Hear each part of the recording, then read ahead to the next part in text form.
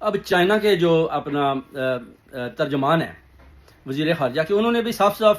Trump کو پیغام دے دیا کہ آپ یہ جو کام کر رہے ہیں نا، آپ ایران اور اسرائیل کی لڑائی میں تیل ڈالنے کا کام کر رہے ہیں، یعنی لڑائی کو اور زیادہ بڑھا رہے ہیں، بڑھاوا دے رہے ہیں۔ تو یہ وہ کہتے ہیں بند کریں، کیونکہ وہ کہتے ہیں اگر آپ یہ سمجھتے ہیں نا کہ آپ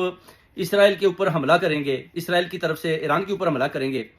اور اس طرح جنگ جیت جائیں گے، تو وہ کہتے ہیں اس طرح حالات بڑے کشیدہ ہو جائیں گے، یہ آپ کی غلط فہمی ہے۔ یعنی ایک قسم کی انڈائریکٹلی دھمکی ٹرمپ کو جو ہے نا اپنا چائنا نے بھی لگا دی ہے، ان کے جو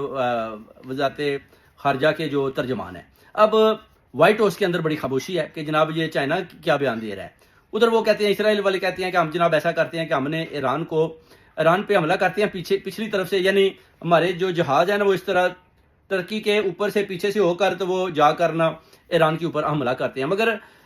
ٹرکی جو ہے انہوں نے منع کر دیا کہ جناب آپ ہماری جو فضائی حدود ہے وہ تو استعمال کر نہیں سکتے اور نہ ہی ہم آپ کو ایسا کرنے دیں گے۔ ادھر سے بھی جواب ہو جاتا ہے۔ اب اسرائیل کو سمجھ نہیں آ رہی کہ ایران کے اوپر ہم پیچھے سے کیسے حملہ کریں۔ ادھر جو آبنائے ہرمس ہے، جو اپنا 3300 کلومیٹر کا گلف کا علاقہ ہے، جو اپنا ایران اور یعنی دوسرے جو جتنے گلف ممالک ہیں ان کے درمیان میں پایا جاتا ہے، جدھر آپ کہہ لیں کہ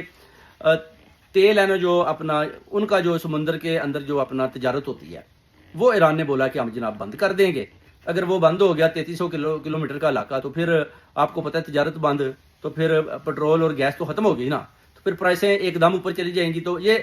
سارے ملکوں کو بہت بڑا نقصان ہوگا۔ یہ بھی دھمکی ایران نے دیا کہ اگر آپ ادھر سے آئیں گے تو ہم یہ چیزیں بند کر دیں گے۔ اب بڑے پھنس چکے ہیں، جو اپنا جو ہے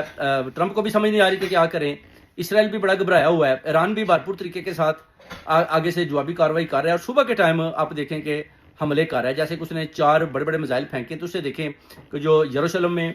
حفا میں اور اپنا جو ہے تل ابیب میں جو تباہیاں ہوئی ہیں وہ مناظر بھی آپ کے سامنے ہیں۔ تو ابھی یہ لڑائی بڑا طول اختیار کر رہی ہے۔ اگر ٹرمپ نے اسی طرح غلط قسم کے اپنا جو ہے بیانات دیے اور دھمکیاں لگائیں تو پھر آپ سمجھ لیں کہ یہ لڑائی بہت طول اختیار کر جائے گی اور یہ پھر دوسرے ممالک میں بھی پھیل سکتی ہے۔ اس کے بعد جو نتیجہ نکلے گا وہ آپ کے سامنے ہے۔